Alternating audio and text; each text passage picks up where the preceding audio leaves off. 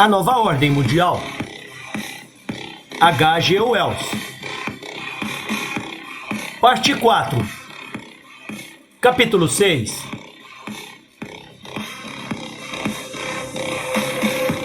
Socialismo inevitável. Mesmo sendo repetitivos, olhemos um pouco mais de perto a frequência com que as forças disruptivas se manifestam no Ocidente e no Oriente. No Velho Mundo, a hipertrofia de exércitos é mais visível e, na América, a hipertrofia dos grandes negócios. Mas em ambos, a necessidade de ampliar uma restrição coletiva a empresas superpotentes e sem controle, e também a empreendimentos políticos, é cada vez mais claramente reconhecida. Nos Estados Unidos existe, por parte dos grandes interesses, uma oposição muito forte contra o presidente, que se tornou o líder da campanha de coletivização. Agora, eles querem colocar o cabrestos nas suas progressivas socializações da nação. E possivelmente, ao custo de aumentar a discórdia social, eles podem retardar muito consideravelmente a tendência ao socialismo. Mas é inacreditável que eles se atrevam a provocar a convulsão social que viria em consequência de uma reversão planejada das máquinas ou de qualquer tentativa de retornar aos dias gloriosos dos grandes negócios, da especulação selvagem e dos níveis de desempregos anteriores a 1997.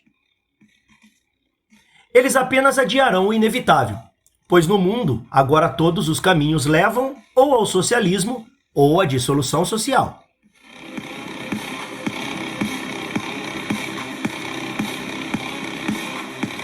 O ritmo do processo é diferente nos dois continentes. Não é uma oposição. Essa é a principal diferença entre eles. Viajam a velocidades diferentes, mas numa mesma direção. No Velho Mundo, atualmente, a socialização da comunidade está ocorrendo de forma muito mais rápida e completa do que na América, por causa da ameaça perpétua de guerra. Na Europa Ocidental, a dissolução e o avanço em direção à socialização progridem entre os saltos e os obstáculos.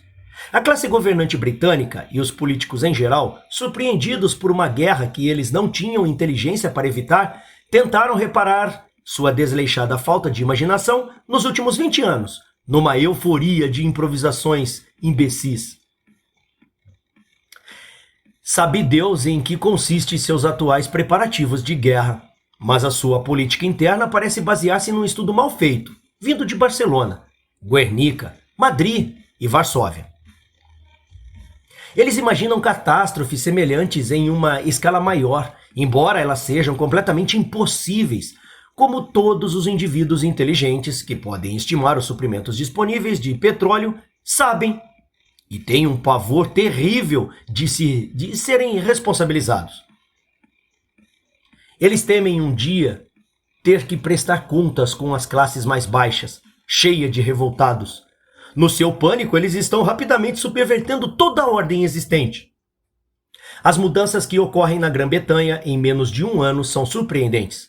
Elas lembram em muitos aspectos o deslocamento social da Rússia nos últimos meses de 1917. Houve um estável vai-vem de pessoas que parecia impossível para qualquer um em 1937. A evacuação de centros populacionais só por causa de mero exagero da ameaça de ataques aéreos foi de uma imprudência histérica. Centenas de milhares de famílias foram desmembradas, crianças separadas de seus pais e alojadas em casas de terceiros, mais ou menos insatisfeitos. Parasitas e doenças de pele, vícios e práticas sem higiene foram espalhadas nas favelas de centros de Glasgow, Londres e Liverpool, semelhante a uma euforia de propaganda igualitária por todo o mundo. Ferrovias, estradas e todas as comunicações normais foram deslocadas para um corredor universal. Por 2 meses, a Grã-Bretanha tem sido mais um formigueiro perturbado do que um país civilizado e organizado. O contágio do pânico afetou a todos. Instituições públicas e grandes empresas, preocupadas, têm fugido para locais remotos e inconvenientes. A organização da BBC, por exemplo, brigou em Londres. Precipitada, desnecessária e ridiculamente, sem que ninguém a apoiasse. Houve uma epidemia selvagem de demissões de empregados que trabalhavam em Londres, por exemplo. e uma instabilidade ainda mais brutal de homens não adaptados para empregos novos e supérfluos. Todos foram exortados a servir o país. Crianças de 12 anos, para o grande deleite dos fazendeiros conservadores, têm sido retiradas da escola e colocadas para trabalhar na terra. E mesmo assim, o número dos que perderam seus empregos e não encontraram mais nada para fazer subiu para mais de 100 mil.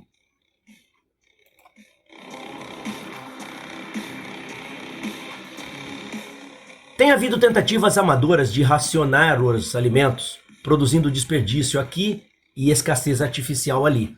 Uma série de massacres de pequenas empresas independentes está em andamento, principalmente para favorecer as grandes companhias de campanha de abastecimento, cujos sócios, numa noite, mudaram de especuladores para se tornar os consultores especialistas em suprimento alimentar. Todo o conhecimento que eles já demonstraram foi a extração de lucros do suprimento alimentar. Porém, enquanto os lucros aumentam, a taxação, com um ar de grande solução, corta suas asas. O público britânico sempre foi frio diante do perigo. É de coração valente até demais e muito estúpido para dar lugar a crises de pânico. Mas as autoridades acharam necessário encher as paredes com cartazes caríssimos, com uma coroa real escritos: "Sua coragem, sua determinação e sua alegria nos trarão a vitória." O Cockney de Londres disse: "Oh, Hughes, com certeza vencerá. Confie em si mesmo e na minha coragem, determinação e na minha alegria. Você vai usar Tommy Atkins." Com certeza. Sorria de mim de uma forma gentil e use-o. E então, você pensa que o jogará de volta novamente no Monte do Ipó? E de novo? E outra vez? É tudo tão evidente, mas desta vez nossos governantes emergirão do conflito desacreditados e frustrados para enfrentar uma população desorganizada em um estado de inquirição e amontinada. Eles fizeram promessas absurdas para restaurar a Polônia e certamente terão que engolir suas palavras sobre isso. Ou, o que é mais provável, o governo terá que dar lugar a outro governo que consiga engolir essas palavras, para ele com uma graça um pouco melhor. Há pouca perspectiva de reconhecimento de boa vontade ou qualquer orgia noturna de armistício desta vez. As pessoas em casa estão provando as dificuldades da guerra de forma ainda mais tediosa e irritante do que os homens em serviço ativo. Os cinemas e teatros foram fechados prematuramente. Os blackouts diminuíram a segurança das ruas e duplicaram a história de vítimas da estrada. A multidão britânica já é uma multidão mal-humorada. Não se vê o mundo com tanto mau humor há 1 século e meio. E não se engane, ela é muito menos temperamental com os alemães do que com seus próprios governantes.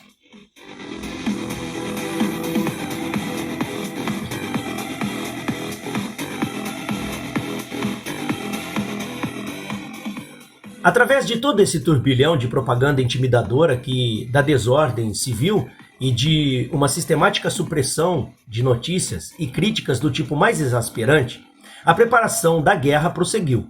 O cidadão perplexo e confuso só pode esperar que, no lado militar, tenha havido um pouco mais de previsão e menos histeria. A perda de confiança, e particularmente a confiança no governo e na ordem social, já é enorme. Ninguém se sente seguro em seu trabalho, em seus serviços, em suas poupanças, ao longo do tempo. As pessoas perdem a confiança até mesmo no dinheiro em seus bolsos. E a sociedade humana é alicerçada sobre confiança. Não pode prosseguir sem isso. As coisas já estão assim, e é apenas a fase de abertura dessa guerra estranha. A posição da classe dominante e das pessoas de finanças que, até agora, dominaram os negócios britânicos é uma coisa peculiar. A proporção da guerra já é enorme, e não há sinal de que irá diminuir.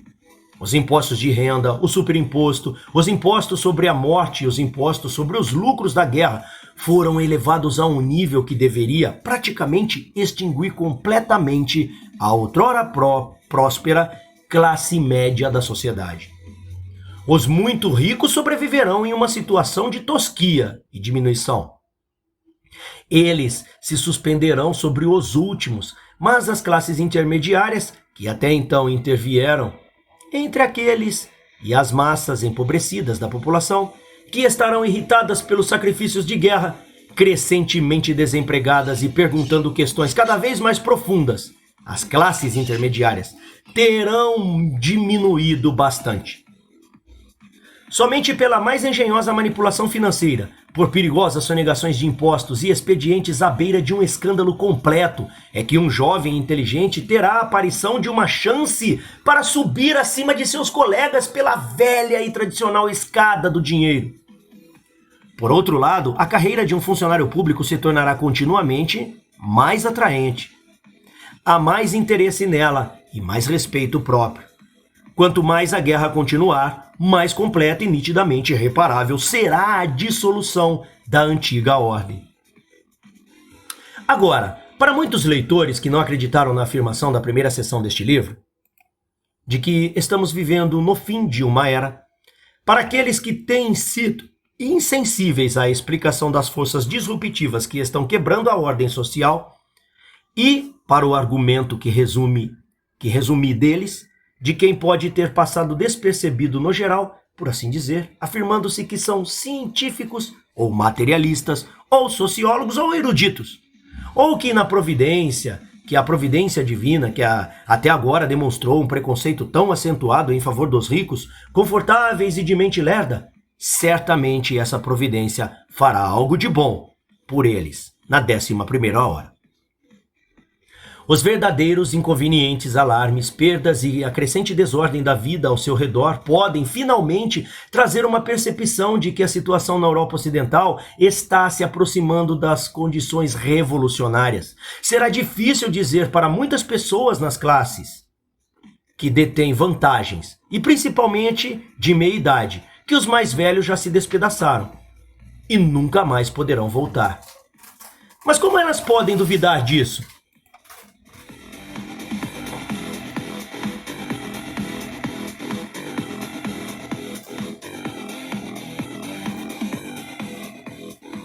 Uma revolução, isto é, um esforço mais ou menos convulsivo no reajuste social e político deve ocorrer em todos esses países sobrecarregados, na Alemanha, na Grã-Bretanha e universalmente. É mais provável que não surja diretamente dos diminuendos e crescendos exasperantes da guerra atual, como uma fase culminante dela. Algum tipo de revolução nós teremos que ter. Não podemos impedir o seu aparecimento, mas podemos afetar o curso do seu desenvolvimento. Pode terminar em desastre absoluto ou pode lançar um novo mundo, muito melhor do que o antigo. Dentro desses limites largos, é possível decidirmos como isso chegará até nós. E desde que a única questão prática que temos diante de nós é a de como nos apropriaremos dessa revolução mundial que não podemos, provavelmente, evitar, deixe-me chamar de novo a sua atenção às razões pelas quais avançamos pela segunda sessão deste livro para a discussão pública mais importante da nossa situação até o presente momento. E também me permitam trazer de volta à mente o exame do marxismo na 4ª sessão.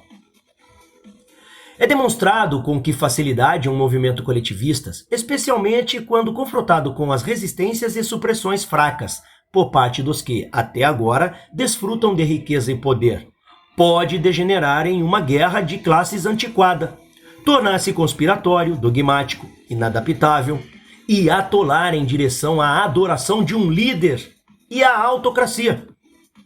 Aparentemente foi o que aconteceu na Rússia em sua fase atual. Não sabemos quanto do espírito revolucionário original sobrevive lá. E uma verdadeira questão fundamental na situação mundial é se devemos seguir os passos da Rússia ou se estamos indo dar as mãos. Encarar a dura lógica da necessidade e produzir uma revolução ocidental, que será beneficiada pela experiência russa, reagirá à Rússia e levará finalmente a um entendimento do mundo.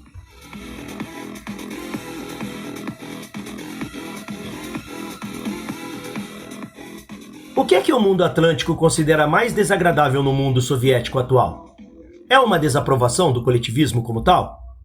Somente no caso de uma diminuta minoria de homens ricos e bem-sucedidos, e muito raramente dos filhos dessas pessoas. Hoje em dia, pouquíssimos homens capazes, com menos de 50 anos, permanecem individualistas em matérias políticas e sociais. Eles nem mesmo são fundamentalmente anticomunistas. Apenas acontece que, por várias razões, a vida política da comunidade ainda está nas mãos de pessoas antiquadas e incapazes de aprender. As que são chamadas de democracias sofrem muito com o governo de velhos que não acompanharam o ritmo dos tempos. A verdadeira e concreta desaprovação, desconfiança e descrença na solidez do sistema soviético não se encontra no individualismo ultrapassado desses tipos idosos, mas na convicção de que ele nunca poderá alcançar eficiência, ou mesmo manter seu ideal honesto de um por todos e todos por um, a menos que tenham liberdade de expressão e uma insistência em liberdades definidas legalmente para o indivíduo dentro da estrutura coletivista. Não lamentamos a Revolução Russa como uma revolução. Nós reclamamos que não é uma revolução boa o suficiente e queremos uma melhor.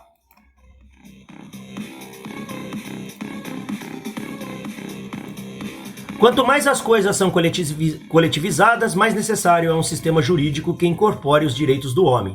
Isso foi esquecido dentro dos sovietes, e assim os homens têm medo de ações policiais arbitrárias.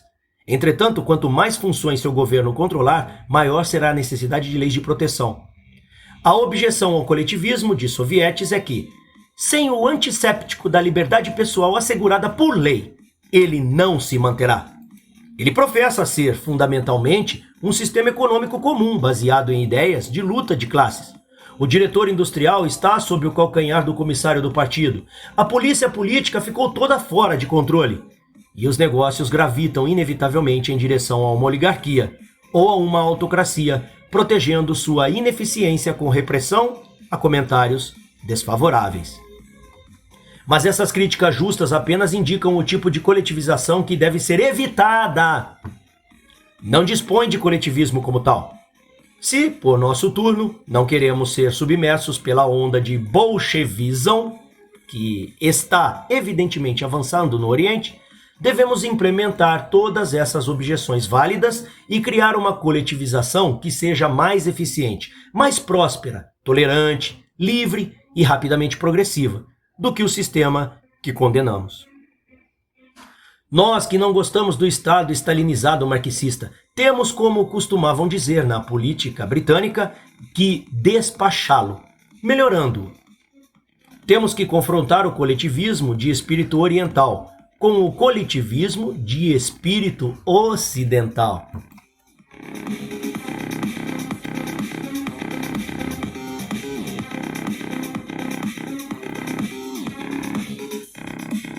Quizá isso possa ser melhor colocado. Podemos estar dando lugar a um conceito subconsciente aqui, e presumindo que o Ocidente sempre permanecerá pensando com mais liberdade e clareza, e trabalhando mais eficientemente do que o Oriente. Agora é assim, todavia não pode ser sempre desta maneira. Todo país teve suas fases de iluminação e suas fases de cegueira. Stalin e o stalinismo não são nem o começo, nem o fim da coletivização da Rússia. Estamos lidando com algo ainda quase impossível de mensurar, a extensão para a qual o novo patriotismo russo e o novo culto a Stalin têm se arrefecido, e até onde eles meramente mascararam o comunismo internacional, genuinamente criativo dos anos revolucionários. A mente russa não é uma mente mansa, e a maioria da literatura disponível para um homem jovem ler na Rússia, devemos lembrar, ainda é revolucionária. Não houve queima de livros lá. A rádio de Moscou fala para o consumo interno desde o pacto Hitler-Stalin. Revelou uma grandiosa boa vontade por parte do governo, visando deixar claro que não houve sacrifício do princípio revolucionário. Isso constata a vitalidade da opinião pública na Rússia. O conflito entre os ensinamentos de 1920 e de 1940 pode ter um libertador na mente de muitas pessoas. Os russos adoram conversar sobre ideias. Eles falavam sobre o czar. É incrível que não falem sobre Stalin. Essa questão, se a coletivização é para ser ocidentalizada ou orientalizada, usando essas palavras sobre o crivo do parágrafo anterior, é realmente a primeira questão diante do mundo atual. Precisamos de uma nova revolução, totalmente arejada. Nossa revolução tem que continuar na luz e no ar. Talvez tenhamos que aceitar a sovietização total, a la Rússia, e a menos que possamos produzir uma coletivização melhor. Entretanto, se produzirmos uma coletivização melhor, é mais provável, de tal modo, que o sistema russo incorpore nossos aperfeiçoamentos. Esqueça seu nacionalismo ressuscitado novamente. Desacredite Marx e Stalin na medida em que possam ser desacreditados e se mesclem num único governo global.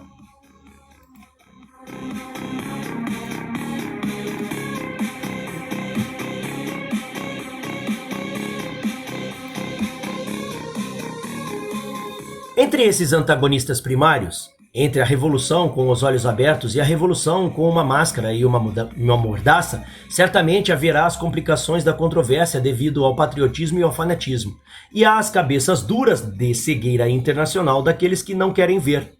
A maioria das pessoas mente muito para si mesmas, antes de mentir para os outros. E não há esperança de que todos os cultos e tradições incompatíveis, que atualmente confundem a mente da raça humana, se unam sob a percepção única da natureza imperativa da situação humana, como tenho determinado aqui. Multidões nunca perceberão isso. Poucos seres humanos são capazes de mudar suas ideias principais depois dos 30 e poucos anos. Eles se fixam nelas e dirigem diante delas com menos inteligência do que animais diante de seus impulsos naturais. Eles vão morrer em vez de mudar o seu segundo eu. Uma das mais emaranhadas dessas questões secundárias perturbadoras é a criada pelas intrigas estúpidas e persistentes da Igreja Católica Romana. Deixe-me ser claro aqui. Estou falando do Vaticano e de suas tentativas contínuas de exercer um papel diretivo na vida secular. Enumero entre meus amigos muitos católicos romanos que construíram as personalidades mais encantadoras e os sistemas de comportamento na estrutura proporciona a eles, deixa eu repetir novamente aqui que tem uns espaços aqui que me atrapalharam na configuração do livro. Deixe-me ser claro aqui. Estou falando do Vaticano e de suas tentativas contínuas de exercer um papel diretivo na vida secular. Enumero entre meus amigos muitos católicos romanos que construíram as personalidades mais encantadoras e os sistemas de comportamento na estrutura proporcionada a eles por sua fé. Um dos personagens mais notáveis que já conheci foi G.K. Chesterton. Mas acho que ele estava tão bem antes de se tornar católico quanto depois. Apesar disso, ele achou algo que precisava no catolicismo. Existem santos de todos os credos e de nenhum. Daí boas, mesmo, são as melhores possibilidades da natureza humana.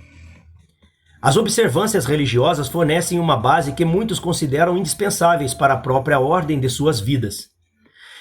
E, fora das fileiras de observadores rigorosos, muitas pessoas boas, com pouco mais teologia do que um unitarista, adoram falar de bondade e bondade como cristianismo. Fulano de tal é um bom cristão. Voltaire, diz Albert Doyes, um escritor católico, foi um bom cristão. Não uso a palavra cristianismo nesse sentido porque não acredito que os cristãos detenham algum monopólio da bondade. Quando escrevo sobre cristianismo, exprimo o cristianismo como um credo definido e uma organização militante, e não essas pessoas boas e gentis, mas não muito exigentes quanto ao uso exato das palavras. Os tais bons cristãos podem ser quase tão cruelmente críticos quanto eu sou da pressão contínua sobre os fiéis por esse grupo interno de italianos em Roma, subsidiado pelo governo fascista, que puxa as cordinhas da política da igreja no mundo todo para fazer isso ou aquilo, coisa sofisticada ou rude, mutilar a educação, perseguir modos de vida heterodoxos. É à influência da igreja que devemos atribuir o apoio tolo do Ministério Britânico das Relações Exteriores a Franco. Aquele pequeno cavaleiro cristão, assassino, em sua derrubada do vertiginoso renascimento liberal da Espanha. E a influência católica romana que os britânicos e franceses têm a agradecer pelas trapalhadas fantásticas que os envolvem na defesa do insustentável Estado polonês e suas acusações injustas. Afetou profundamente a política britânica em relação à Áustria e à Tchecoslováquia, e agora está fazendo o possível para manter e desenvolver um distanciamento político entre a Rússia e o mundo ocidental, por sua ira preconcebida na ideia de que a Rússia é antideus, enquanto nós ocidentais somos um pouco filhos da luz, lutando galantemente ao lado da cruz.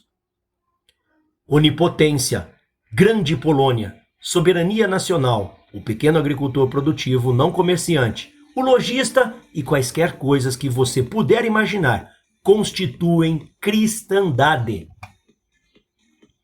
O Vaticano luta perpetuamente para transformar a atual guerra numa guerra religiosa. Está tentando roubar a guerra. Por todas as circunstâncias de seu adestramento, é inacessível. Não conhece algo melhor. Ele continuará, até que alguma revolução econômica roube seus fundos. Então, como uma influência política, ele pode evaporar muito rapidamente a Igreja Anglicana e muitas outras seitas protestantes. Os ricos batistas, por exemplo, seguem o modelo.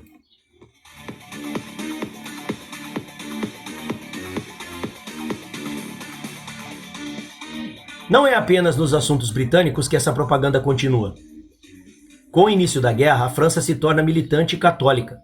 Ela suprimiu o Partido Comunista, como um gesto de ressentimento contra a Rússia e uma precaução contra a guerra, contra a coletivização do pós-guerra. O caricaturista belga Reijmakers agora está apresentando Hitler, dia após dia, como um débil deplorável, já excluído e digno de nossa compaixão, enquanto Stalin é representado como um gigante assustador com chifres e cauda. Contudo, França e Grã-Bretanha estão em paz com a Rússia e têm todos os motivos para chegar a um acordo de trabalho com aquele país. A atitude da Rússia em relação à guerra, no geral, tem sido fria, desdenhosa e razoável. Não é como se esses esquemas desonestos pudessem nos levar a algum lugar. Não é que essa restauração do Sacro Império Romano seja uma possibilidade. Você enfrenta esses políticos católicos, assim como enfrenta os políticos de Westminster, com esses dois fatos principais, a abolição da distância e a mudança de escala. Em vão. Você não pode ter uma compreensão do significado dessas coisas nesses crânios à prova de ideias. Eles são surdos para elas, cegos para isso. Eles não podem ver que isso faz alguma diferença em todos os seus hábitos mentais, cauterizados há muito tempo. Se suas mentes vacilam por um momento, aí proferem pequenas orações mágicas para exorcizar o clarão. Eles perguntam: o que tem o mero tamanho a ver com a alma do homem? Mera velocidade, mero poder? O que os jovens podem fazer melhor do que subjugar sua urgente necessidade natural de viver e realizar? O que a mera vida tem a ver com a perspectiva religiosa? A guerra, insistem esses propagandistas do Vaticano, é uma cruzada contra o modernismo, contra o socialismo e livre pensamento. A restauração da autoridade sacerdotal é o seu fim. Nossos filhos estão lutando para permitir que o padre aplique novamente sua devoção imunda entre o leitor e livro, criança e conhecimento, marido e mulher, nossos filhos e suas namoradas. Enquanto homens honestos estão lutando agora para pôr um fim na agressão militar, para retomar de fato aquela guerra pelo fim da guerra que foi abortada para nos dar a Liga das Nações, esses fanáticos estão deturpando minuciosamente o assunto, tentando apresentá-lo como uma guerra religiosa contra a Rússia em particular e contra o espírito moderno em geral. O muçulmano bem doutrinado, os fundamentalistas americanos, o judeu ortodoxo, todas as culturas imutáveis produzem idênticas resistências irrelevantes e muito extravagantes, mas a organização católica abrange mais e é mais persistente. É francamente contrária ao esforço humano e à ideia de progresso. Não faz sequer nenhuma dissimulação sobre isso. Tais ações opostas como essas complicam, atrasam e podem até sabotar efetivamente todos os esforços para resolver o problema de uma coletivização lúcida dos assuntos mundiais, mas não alteram o fato essencial de que é apenas através da racionalização e uma união de movimentos revolucionários construtivos em todos os lugares e um triunfo liberal sobre o dogmatismo da luta de classes que podemos esperar emergir dos atuais destroços de nosso mundo.